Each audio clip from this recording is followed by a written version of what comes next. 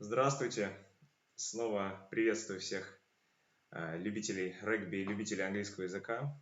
С вами снова Василий Артемьев. И сегодня, наверное, будет заключительный урок из этой серии занятий про регбийный английский. В этой серии мы немного углублялись в изучении каких-то деталей игры в регби. И также старались немного учить новых английских слов, выражений и понятий, касающихся регби. В общем, давайте приступать. Сегодня мы поговорим о таких различных вещах регбийных, поэтому смотрите и получайте от этого удовольствие. Okay? Welcome everyone. We will talk about several miscellaneous things about rugby in this lesson. So please pay attention and enjoy the lesson. Rugby is one of the most dynamic and versatile sports. In this lesson, I want to highlight and talk about several unique, bright and distinctive features of rugby, as well as highlight important people who create this fountain of impressions and emotions for the fans called rugby. The tackle. Let's talk about the tackle. Only the ball carrier can be tackled by an opposing player. A tackle occurs when the ball carrier is held by one or more opponents and is brought to the ground. In other words, has one of both knees on the ground, he's lying on the ground, or he's lying on top of another player who's on the ground. Let's watch a quick video tutorial from Jacques Berger, one of the most notorious tacklers in the game of rugby. Let's watch it again. It was an excellent example of tackle on a volunteer in a program on BT Sports. Here's Jacques talking about how to approach a tackle. He goes low. He tries to grab one of the legs to dislodge an opponent and then just drive forward with his legs and end up on top and get up quickly. Good tackle. Okay. Next. To maintain the continuity of the game, the ball carrier must release the ball immediately after the tackle. The tackler must release the ball carrier and both players must move away from the ball. This allows other players to come in and contest for the ball, thereby starting a new phase of play. Let's watch a couple of examples of good tackles. Two people tackling, one people rolling away, but this player doesn't roll away. The second tackler doesn't roll away. Let's watch it again. We have a situation where two players are tackling him. So before he hits the ground, the two players get in contact with the attacker, number 10 and number 6. Number 10 rolls away quickly, but number 6, he lost his feet and he's ended up on top and he hasn't moved away, so it's a penalty.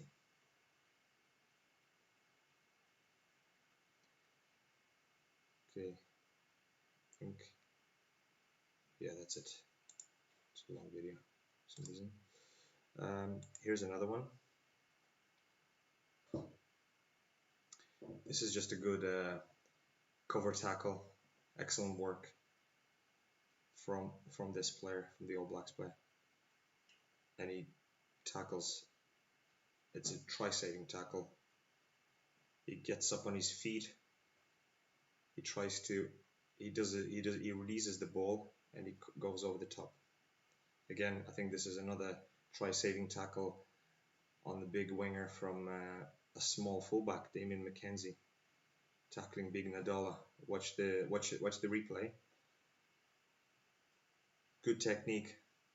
He's coming in low from the side, and he's getting the winger off balance.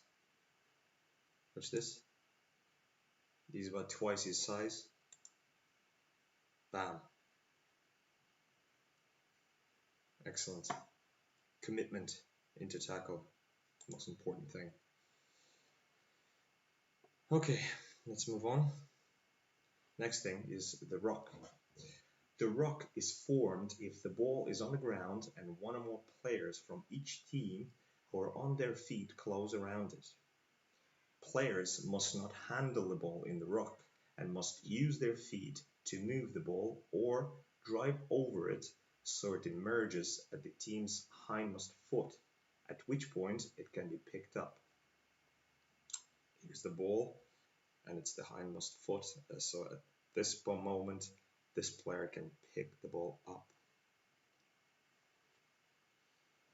The player who steals the ball at the tackle or ruck sometimes is known as the Jackal. He must stay on his feet, in other words, support his body weight with his legs. He often will find that as he picks up the ball, the opposition support players arrive and try to knock him back off it. To keep possession, he needs to stay in a strong, low position and hold the ball tightly. Let's watch a couple of episodes of good jackling.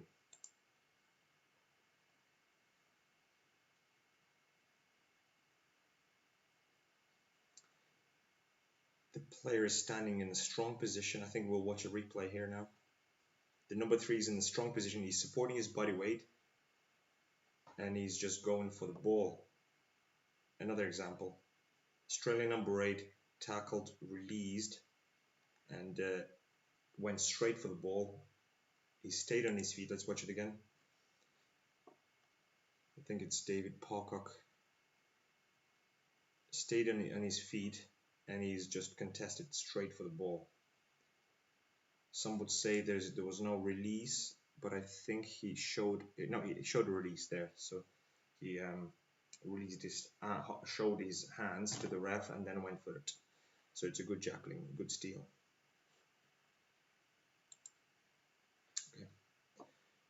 Okay. Let's keep going. Next, rugby's rule or peculiarity is the rule of advantage. The advantage law allows the game to be more dynamic and continuous and have fewer stoppages.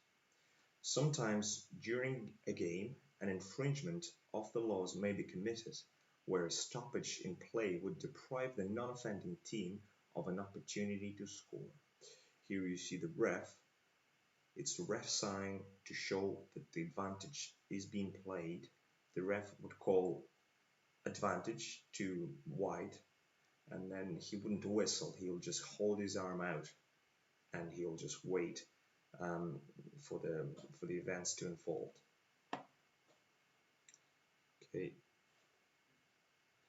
Even though the laws state that the non-offending team should be awarded a penalty, a free kick, or a scrum, they are given an opportunity to continue with open play and attempt to score a try. In this instance, the referee will allow play to continue, postponing the penalty for the offence until the advantage is deemed used. It's up to the ref to decide when to end advantage based on the number of phases played and territory gained or the ball being kicked away. Let's watch a few clips of advantage being played. Here's a ref holding the arm out. Is playing advantage for Japan.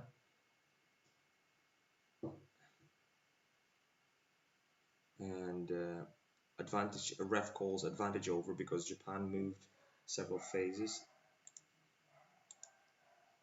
At this point, the referee. The advantage is for knock-on, so the advantage is not very long. So it's a few passes.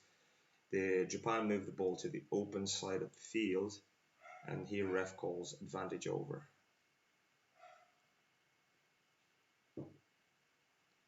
What happens here? Again, advantage for knock-on. Fiji dropped the ball. The ref calls it advantage for knock-on, and Barbarians just play the ball quickly. Here, the players passed the gain line. The referee called the advantage over, but the Barbarians score a try. Here's another example. It's a knock-on advantage again. It was a knock-on advantage. The South African player kicked the ball forward. He kicked it ahead, but the New Zealand player regathered the ball, so the advantage is obviously not used. So the referee calls the game back to award a scrum for South Africa. And it's a quick insight and into how advantage rule works. Okay, let's move forward. We're going into the scoring points paragraph of the lesson, and we will start with a try. A try which is worth 5 points. A try is scored when the ball is grounded over the opponent's goal line in the in-goal area. When grounding, a player must, even for a split second, have the ball simultaneously touching his hand and the ground without losing control of it. The try is called this way because in the past it didn't actually score any points for the team, but only allowed the team to attempt a conversion, like try to score some points. Here's the referee's sign for a try, and we'll watch a few, in my opinion, some of the best tries from the Russian league from last year's. Here's Metallurg playing Yenisei. Good hands, some good attack from the number 8. Two tackle attempts and one dummy. Here's a really good vision from the VVA number 9. He spots the space behind and a good chase. And look at this excellent skill from the fullback. He pops the ball back. Watch it again. Watch how the VVA fullback pops it back with one hand. He knows the support is coming. He popped it back to German, and German scores a good try. And here's an excellent individual effort from Alexei Mikhailtsov. His running is, it's beautiful. He's fast, he steps. Let's watch it again. It's just really nice try to watch. Excellent individual effort. It's open play, no line of defense. Players are everywhere, but Alexei is just moving so well. Excellent try. Some good tries from last year, from last year's RPL. I enjoyed watching them. Let's move forward. What have we here? We're moving into the penalty try territory. The penalty try can be awarded if a player would have scored a try, but for foul play by the opposition. No conversion kick following a penalty try. So if a penalty try is awarded, it's straight away 7 points. No need for conversion. The teams go back to the center of the field for the restart. Of course, I need to explain the foul play. Foul play is anything a player does which is contrary to the letter and spirit of the laws of the game, including obstruction, unfair play, dangerous play, and misconduct. Let's watch a few examples of penalty tries. I think this is a penalty try from a scrum. Yep, it's Uruguay against Ireland A, I think, a few years ago. Uruguay is pushing the scrum. The Irish scrum disintegrates. Uruguay keeps pushing, and the referee awards a penalty try. Yep. And let's watch a few penalty tries, 1 or 2 penalty tries maybe from the game. Here's Clermont versus Northampton. Clermont, Wenger is going for the line. Number 7 is just about to score, and he's just been pushed away. Look at this. He's just been bumped away. It's not a tackle, not even a tackle attempt, and it's a the referee awards a penalty try, and he sin bins this player from Northampton. Yeah, he's just American football style bumping into touch. So it's a penalty try and a sin binning for the Northampton 11. Okay, let's keep going. Next thing, another way to score points is a conversion kick. After scoring a try, the team can attempt to add 2 further points by kicking the ball over the crossbar and between the posts from the place along the line perpendicular to the try scored. And here is Quade Cooper attempting his style of conversion kick. Next is a penalty. Penalty will bring you 3 points. When awarded a penalty after an infringement by the opposition, a team may choose to kick at goal, obviously depending where the penalty has been awarded. And we'll watch a few good penalties from Russia and abroad. Here is the ball is beyond the halfway line. This is a halfway line. Lasha Malaguradze is attempting a penalty kick, so it's 50 something meters away, and it goes right over the crossbar. Excellent. Here's another huge one. I think this is Luke McAllister. This is obviously 60 meters away, maybe even 62, 63, because this is a 40-meter line. He's got a huge boot, and yeah, he just makes it 60 something. And this is I think this is some schoolboy in South Africa. I think he's just kicked a penalty. I'm not sure if this video is real, but I think it is. He just kicked the penalty from almost 80 meters at training. Here he goes. Bam. The ball goes over. I couldn't believe it. But in South Africa, they play at altitude up high, and I think the ball usually travels quite a bit further at higher altitude. Okay. Drop goal. A drop goal is scored when a player kicks for goal in open play by dropping the ball onto the ground and kicking it on a half volley, on a rebound, in other words. Here we see obviously probably one of the most famous drop goals in history, 2003 World Cup final, England against Australia. Johnny Wilkinson with his, I don't know, third or fourth drop goal of the game to win it in the added time. Let's watch a few drop goals. Here is Russia playing Hong Kong a few years ago in Hong Kong. Set up a few phases right between the posts. Ball passed back to Sergei Yanushkin, and a great drop goal right in front of the posts. Here's Yuri in the game against Samoa. Bam, great kick. And here's the famous drop goal. Added time, England are down 2 points, I think, or 1 or 2 points. Pass back from Dawson, and Johnny kicks it from his right foot. He's left-footed, but I think he's already missed 1 or 2 kicks from his left. So this time he's kicked with his right, and he's kicked it right over and kicked England to the World Cup glory. Nice, good memories. Okay, let's move forward. We'll talk about the referees or the match officials now.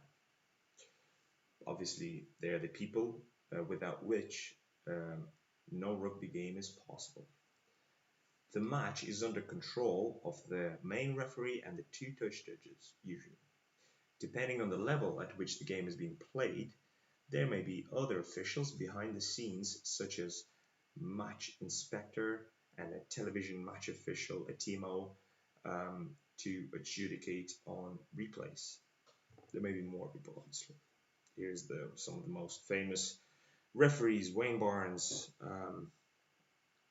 This is obviously Owen. Can't remember his name, but some of the most famous referees. He's a Kiwi. He's an Englishman. No, can't remember now. Okay.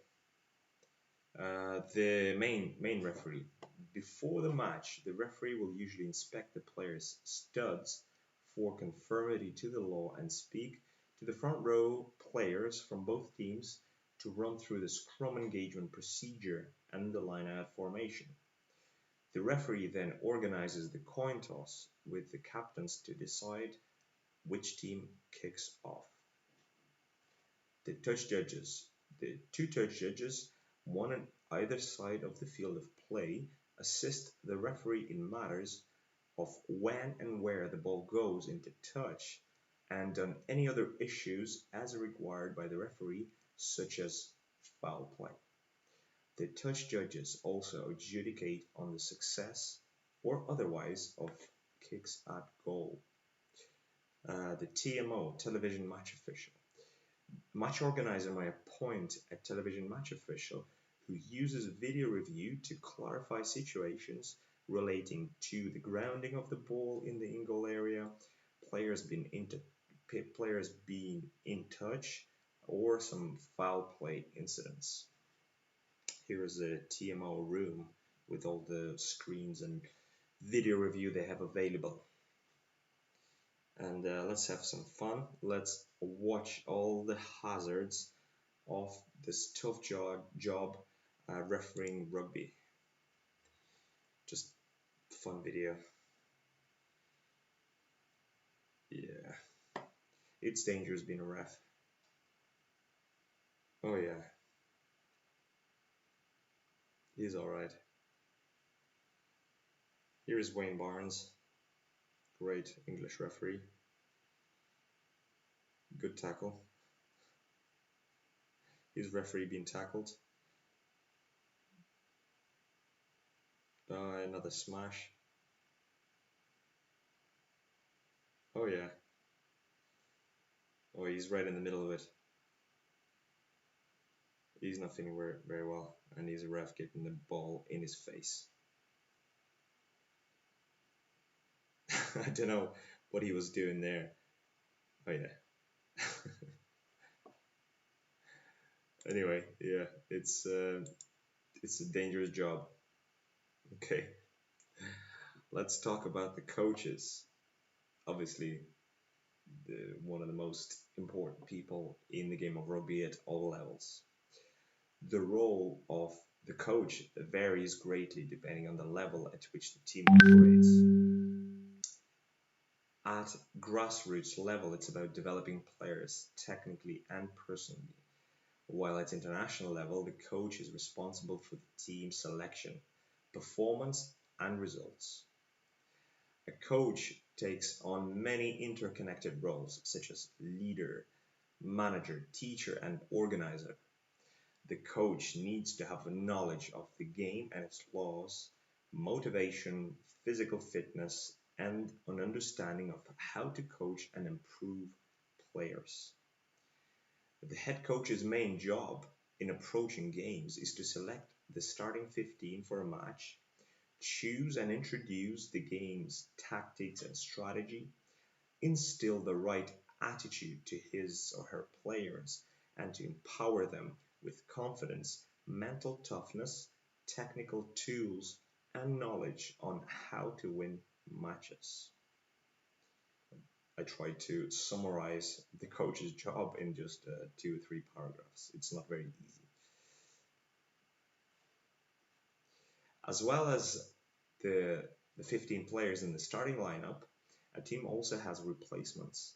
The coach can make a number of tactical or forced replacements during a game. Players can also be replaced temporarily to receive treatment for blood or to assess their head injury. If the doctors allow, he may be returned back on the field. Eddie Jones, it's a funny fact, an interesting fact. Eddie Jones, the head coach of England, has taken the novel approach of announcing his matchday squad, referring to his replacements as the finishers, as a method of keeping the replacements motivated. I think we're approaching the end. I have for you just some fun quotes from the coaches. Another important role of the coach is to instill team spirit into players. This is especially important at levels where the players take part for the fun, the amateur level of participation rather than aim of winning and achieving professional goals. So this is some funny quotes from coaches from my personal experience, and you can read them in Russian. I will read. I'll have translated them into English. Some of them were originally in English, so it's up for you to decide which ones were originally in English and which ones were from Russian, translated from Russian to English. So let's start. A wounded animal. A wounded animal is the worst when it's dead, because you must finish it. Yes. Cut your wings and fly. Another good one. You haven't even touched God by his balls. Guys, you have to squeeze a slave out of yourselves. We are family. We are war. Remember, a hot head and a cold heart. While there was a kick, Johnny is also all. It's a very good game management. Yes. And the last but not least, this game is going to be a real battle, a boxing fight with baseball bats. Good motivation all in all. I do treasure these quotes. These quotes. Maybe someday there will be a book with coaches' quotes from my experience or from all over the world. It'd be fun. Okay, we just have a vocabulary to finish. Спасибо большое, что смотрели эту серию уроков. Вы ее можете постоянно, когда по желанию, пересмотреть на YouTube, или некоторые уроки, по-моему, YouTube заблокировал, и они просто будут в облаке, так что по вашему желанию вы можете их пересмотреть. Мне было приятно и интересно готовить эти уроки, а также их вести. Надеюсь, в будущем мы продолжим в какой-то мере эти регбийные уроки английского, потому что, мне кажется, это что-то достаточно новое, уникальное. Мне было, в общем-то, очень приятно и интересно. Спасибо большое, что смотрели. До новых встреч. Пока.